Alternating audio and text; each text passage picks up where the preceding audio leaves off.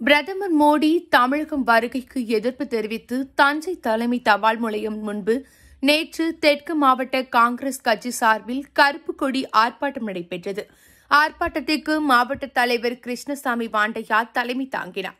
மாவட்ட துணைத் தலைவர் வக்கீல் அன்பரசன், மாநில துணைத் தலைவர் பண்ணை வயல் ராஜா தம்பி, பட்டுக்கோட்டை நகர தலைவர் வக்கீல் ராமசாமி, மாநில பொதுக்குழு உறுப்பினர் கண்டிதம்பட்டு கோவிந்தராஜ், மாவட்ட பொதுச் செயலாளர் ஆண்டவர் ஆகியோர் முன்னிலை வகித்தனர். மோடி வருகைக்கு எதிர்ப்பு தெரிவித்து ஆர்ப்பாட்டத்தில் கடந்த 5 ஆண்டுகளாக தமிழகத்தை புறக்கணிக்கும் பிரதமர் மோடிக்கு கண்டனம் தெரிவித்தும், ராமேஸ்வரம் வருகைக்கு எதிர்ப்பு தெரிவித்தும், வக்பு வாரிய சட்ட திருத்தத்திற்கு எதிர்ப்பு தெரிவித்தும், தமிழகத்திற்கு கல்வி நிதி, மகாத்மா காந்தி வேலை திட்ட நிதி வழங்க கோரியும் கோஷங்கள் எழுப்பப்பட்டன.